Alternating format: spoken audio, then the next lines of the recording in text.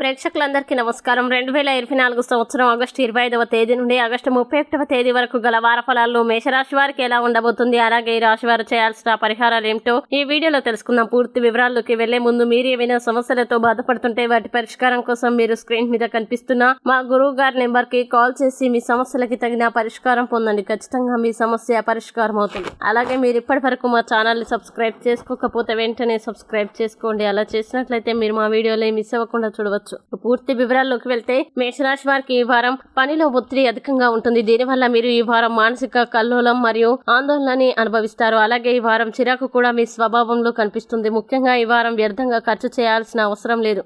ఇంకా ఈ వారంలో మీ అలవాటుని మెరుగుపరుచుకుంటూ మీ ఖర్చుల్ని ఎక్కువగా పెంచకుండా ఉండాలి. అలాగే ఈ వారం ఇంటి సభ్యులకి లేదా మీ స్నేహితుల్లో ఎవరికైనా మీ భావాల్ని వ్యక్తం చేయకుండా ఉండండి. ఆ వ్యక్తి మీ విశ్వాసాన్ని సద్వినియోగం చేసుకోవడం ద్వారా మిమ్మల్ని బాధ పెట్టవచ్చు, బ్లాక్ మెయిల్ చేయవచ్చు. కాబట్టి మీ భావాల్ని మీకే పరిమితం చేసుకోండి. అది మీకు ఈ వారం మంచిది. ఇంకా ఈ వారం మీరు కొంతకాలంగా చాలా ఒంటరిగా ఉన్నట్లు అనిపిస్తుంది. ఈ సమయంలో ఆఫీసులో మీరు మీ సహోద్యోగులకి సహాయం చేయగలరు, కానీ వారి నుండి ఏమీ ఆశించవద్దు, ఎందుకంటే వారు మీకు పెద్దగా సహాయం చేయలేరు. అలాగే మీరు పోటీ పరీక్షల్లో విజయం సాధించాలనుకుంటే మీరు ఈ సమయంలో కష్టపడాలి, ఎందుకంటే ఈ సమయంలో మీ యొక్క కృషి మంచి ఫలితాల మొత్తాన్ని మీరు చూడవచ్చు. ఇంకా ఉన్నత విద్యని పొందడంలో కొన్ని చిన్న అవరోధాలు ఉన్నప్పటికీ మీ కృషి ఖచ్చితంగా రంగును తెస్తుంది మరియు మీరు ఒంటరిగా ఆ సమస్యలన్నింటికీ పరిష్కారాన్ని కనుగొనగలుగుతారు. అలాగే 12వ ఇంట్లో రాహు ఉండడం వల్ల ఆరోగ్యం అంతంత మాత్రంగా ఉంటుంది. కాబట్టి ఆరోగ్యం పట్ల జాగ్రత్తగా ఉండండి. వ్యాయామాలు చేయండి మరియు ఆహార నియమాల్ని పాటించండి. ఇక మేషరాశి వారు ఈ వారం చేయాల్సిన పరిహారాలను గనక చూసినట్లయితే ఈ రాశి వారు రోజు హనుమాన్ చాలీసాని జపించండి,